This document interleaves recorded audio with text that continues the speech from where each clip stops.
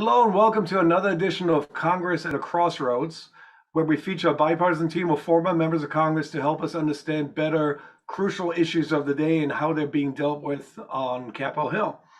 My name is Pete Weichlein and I'm the CEO of FMC, the Former Members of Congress Association.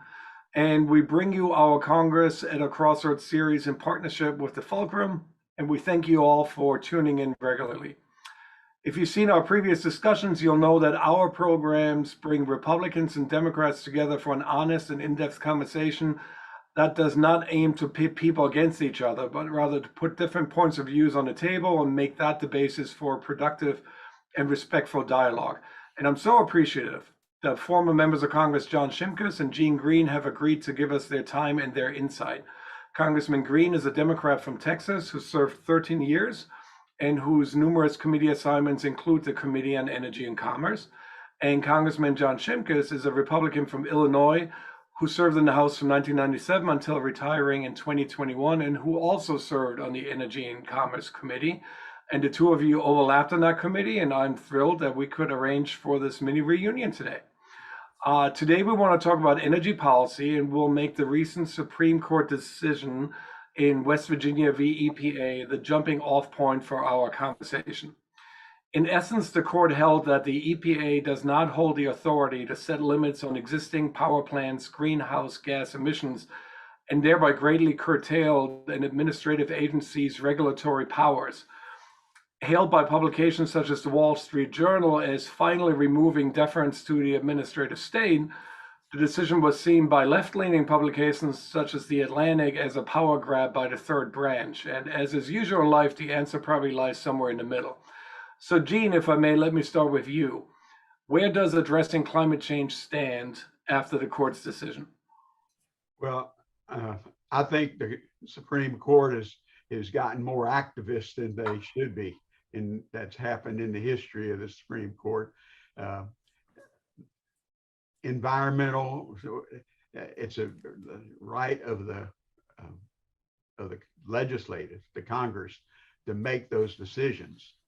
And I think the Congress will go back and fix that because we don't want the Supreme Court to do what a legislature do. We have three branches of government, and I think they overreached. And then I read that what the president and then the House was trying to pass to build back better. That's a good slate. That's a nice slate, but it seems like they picked out so many things. It's pretty heavy, and I can't tell you how many times when Congressman Shimkus and I was in a committee and we were having a hearing, and one of us would go over and say, "What do you think about this?" Because it went over one way on the Democratic side, and he said, "We need to sit down and see how we can be successful in addressing this." And that's what the House now and the Senate should be doing. But because I don't know if the build back, build better, all those, it looks like they just cleaned out everybody's dream and put it into a bill, and it's too heavy. And but anyway, by the way, John, you still playing basketball? No, not as much. I helped coach the high school baseball team. They weren't very good, but no more basketball for me. Well, when I first got to Congress in '93, freshman then was not really considered. And I found out that we had a gym, and I joked, I said, I knew what kind of a basketball shot they did, whether they were Democrat or Republican. And, but we enjoyed playing, in our age as much now. And same me, my grandchildren run circles around me. Right. Pete, let me address that EPA court case, because I've always struggled with the Clean Air Act, as Gene knows, listed 4 particular pollutants. CO2 wasn't one of those. So that's the whole premise of this court debate, is if the country wants to limit CO2 emissions, then they need to do it through the legislative branch, not by an executive fiat that comes from a loosening of the language of the Clean Air Act. So I think that's really the basis. I think everything goes back to the three branches. As you know, I'm teaching a local class in the university. I talk about separation of powers all the time. A lot of these battles need to be done through, as Gene and I said, working through the committee process, through the subcommittee, through the full committee, and then getting some to the floor. Gene and I were successful in some healthcare bills. I was successful also on Tosca, which was involved, but it takes a lot of work and it takes a lot of time. And let me pick up the point both of you now have made, which is that this now reverts to the legislative branch as a next step. In today's, let's be frank, hyper-partisan and fairly divided Congress, especially on an issue as intricate as energy policy, do you see a path forward here where there's enough buy-in from both sides of the aisle to actually get something done? And what would that look like, Gene? Well, first of all, you talk to each other. You do it publicly in the committees, the subcommittees, as John said. And I was on the Energy Committee and the Health Committee, and we worked together on a lot of these bills that came out of Energy and Commerce, and we would get them passed on the floor because we would have Democrat and Republicans both. Like I said, sometimes the majority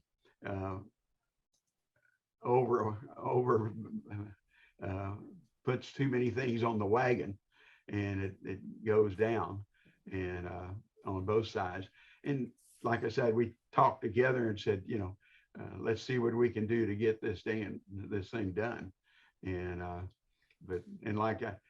it's a legislative decision instead of the Supreme Court, and I would hope Congress would take it up on it.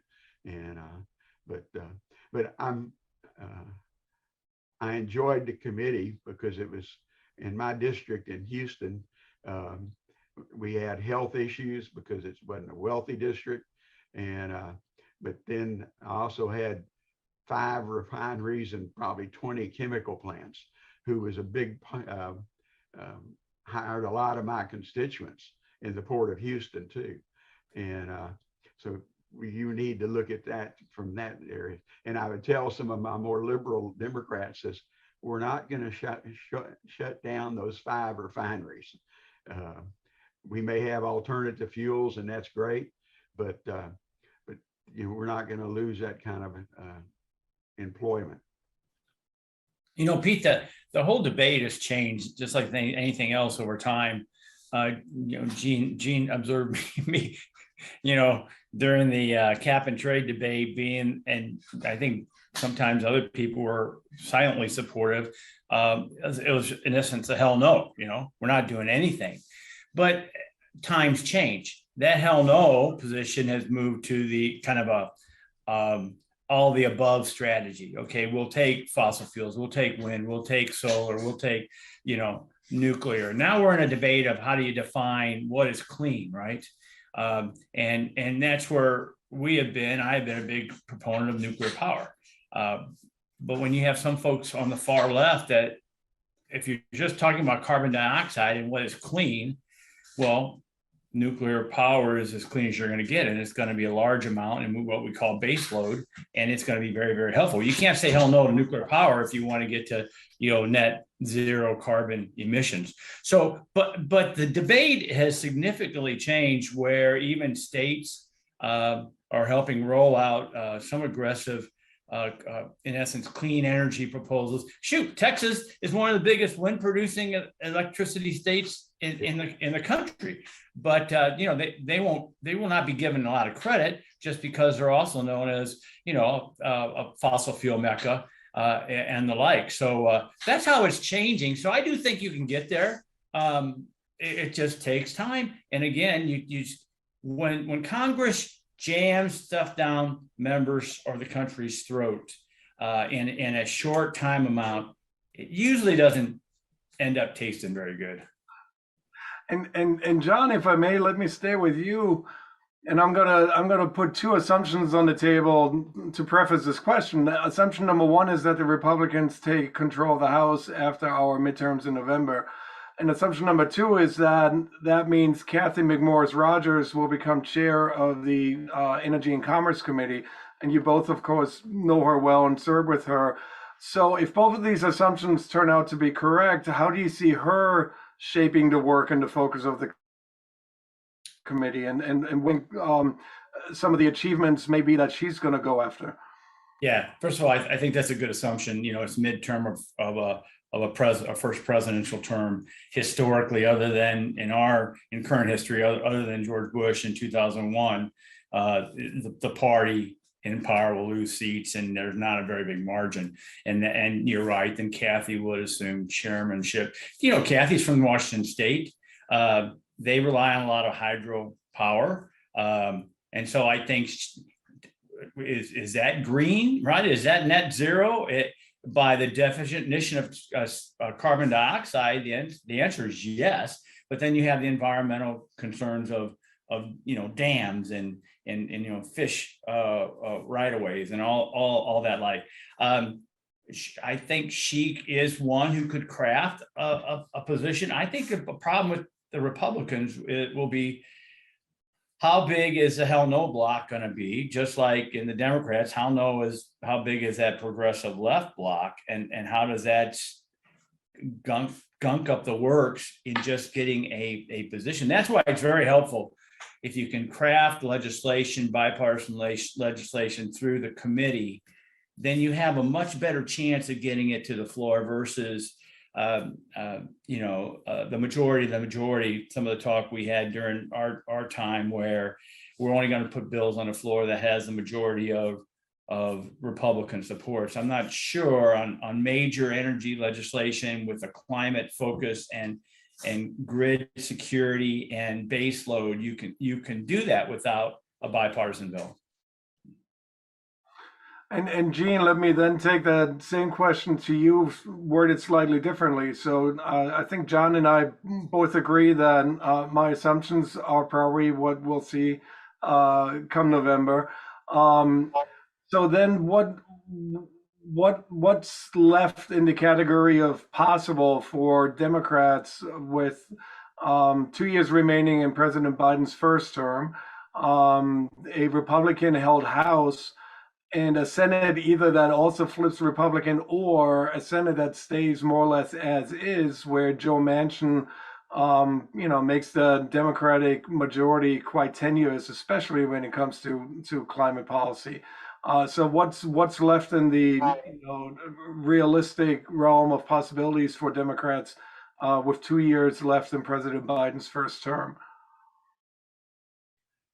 Well, I know Senator Manchin, and we were friends together in Congress, because he comes from a coal state and I come from an oil and gas. But back then, West Virginia were expanding their natural gas production with fracking, and I joked with him. I said, "You're not going to get as big as Texas, but we don't mind the competition from the natural gas because it's closer to the northeastern market." And sure, we'd like to have all our electricity, the kilowatts by wind, solar, and hydro. In Texas, we have very little hydro. Our mountains are in West Texas, where the people don't live. El Paso out there, and Midland, and some of those. But oil and gas and coal is going to be used, maybe less as it is now for cleaning it up, but there's a way we can do it, and just so people keep talking to each other. And I was surprised, because coming from Texas Democrat, when Nancy Pelosi became Speaker, she had to deal with the caucus we have, and but she was also realized that if you want to pass a bill, you have to work with everyone, and that's that. I don't think this is this worked literally only with the Democrats. And sure, I could vote for it, but I don't think it's the best. And so you need to be moderate and see what you can do with the bill. And I've also know President Biden. He's known him since I got elected in '93, and because he was a senator, and when he was running for president, he came through Houston a number of times raising money, and he is he's more on the moderate side than anything else. But I think he wants to see some successful that can do. But the Supreme Court, through that decision in there, you can work around where that, because I think the legislation, the House and the Senate, are the ones who should do that, not the Supreme Court. Pete, and let me just jump in. I think because Gene mentioned the natural gas in West Virginia and the access to the eastern markets. One thing that's left out of this energy debate is really how do you get the energy to the places where it needs, and that's why this pipeline debate is just baffling in that it's the cheapest, most efficient, most safest way to move this product.